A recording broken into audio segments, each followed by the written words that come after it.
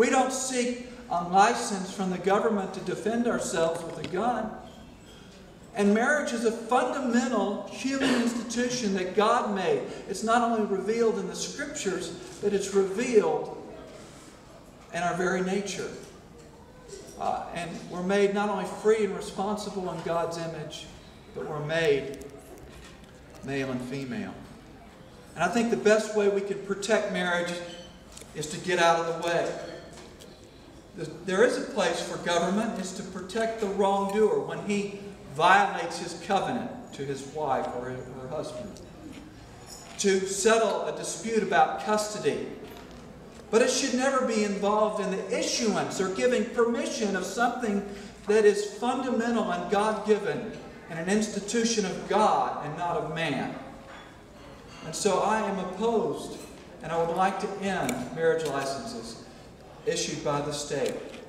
Well, there are other things that we can talk about, but I think it's important that we not only know what to do, but that we actually expose the darkness, that we lead on it. And the other things we can talk about, perhaps protecting East Texas land and water.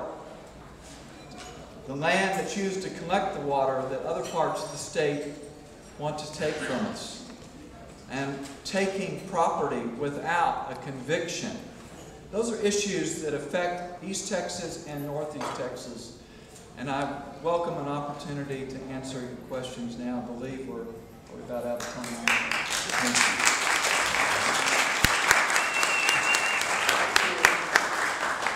you. I did. Is there no questions for me? Do I have more questions from the audience? Are you writing that?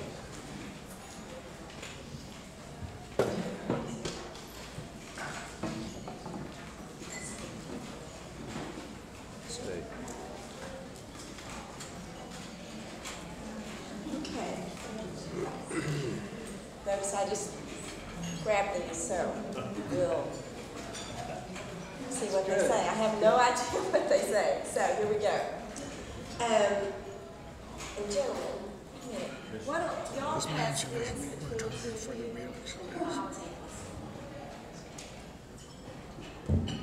Can you hear me? Okay, good. Rice University's Mark Jones recently rated the conservatives in Texas.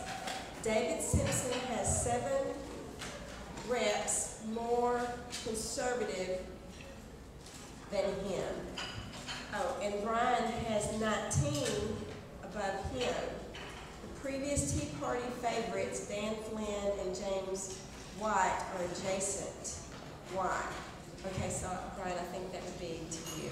They're asking why you're down on the list. Okay, thanks. So the Mark Jones is a professor at Rice University. He has an analysis he uses to see how partisan, how conservative and liberal the members of the legislature are. And I'm usually in about the top 20%. I think I'm a little higher than that this time. If you look at the guys in the top, there's not a whole lot of daylight in between us. And so I would just look at the votes that they cast, and I feel pretty comfortable with the ones I cast representing my district.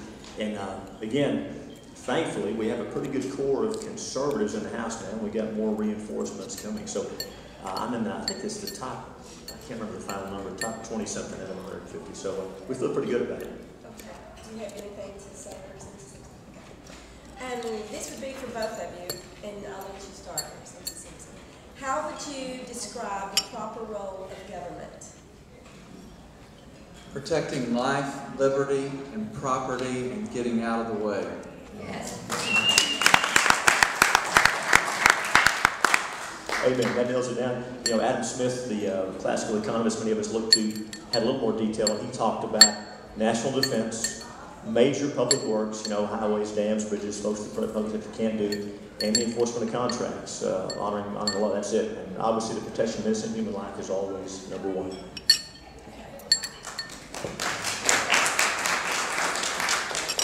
Considering marijuana use in adolescents is associated with shrinking the frontal lobe of the brain. Sorry, I didn't know to go there. Permanently decreasing IQ and providing a gateway to other addictive drugs. How do you believe your bill designed to legalize marijuana use for any and every reason in all age groups benefit the next generation of Texans. I would assume that's Representative Simpson. Well, first of all, the bill did prohibit the sale of marijuana to minors. That was a bill that was presented in committee and didn't pass out of committee. The issue on marijuana is not that simple. I wish it was. I do not advocate for drunkenness. I do not advocate for getting high, getting stoned.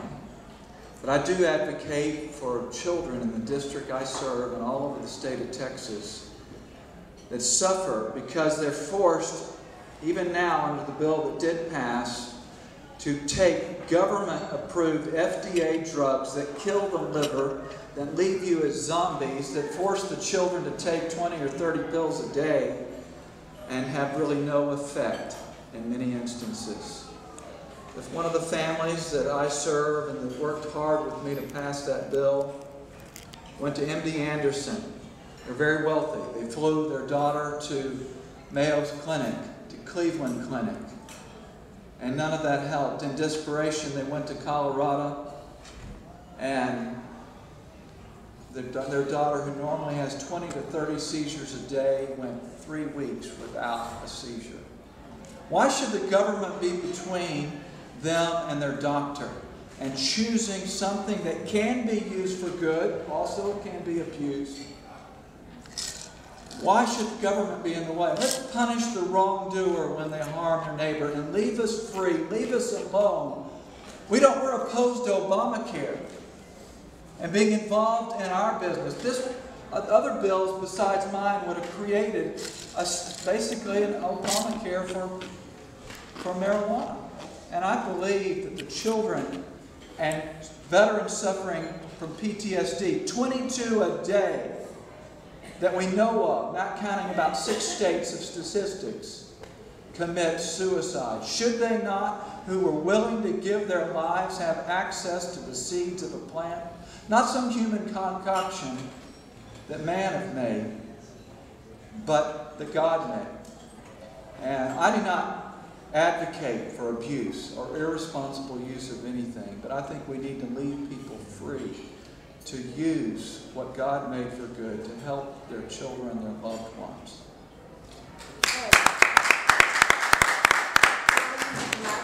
A follow-up question that you don't see for a separate piece of paper asked if you consulted any of the law enforcement before filing your bill to see how it would affect.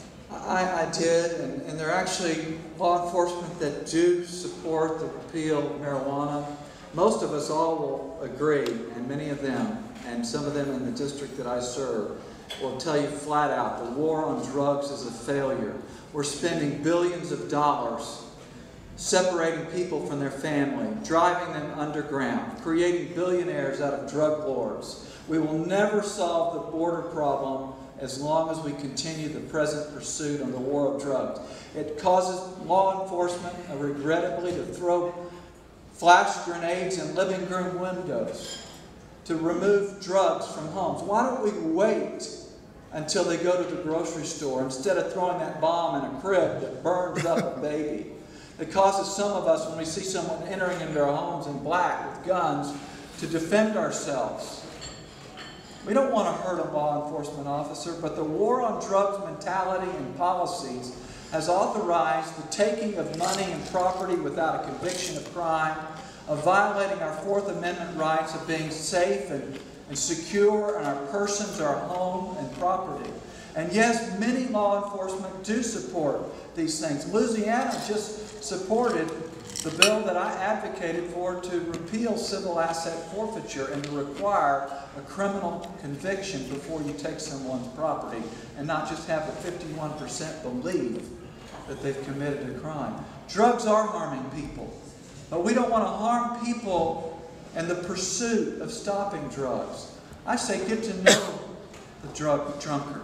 Get to know the person addicted to marijuana or whatever, and invite them over. Give them the gospel. Take them to church. Don't put them in prison.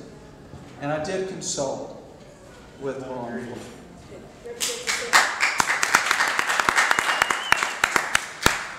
Yeah, thanks. This is an issue obviously people have strong feelings about. Medical marijuana is one thing. I think most of us agree that medical marijuana makes sense, and that's really kind of what David was talking about.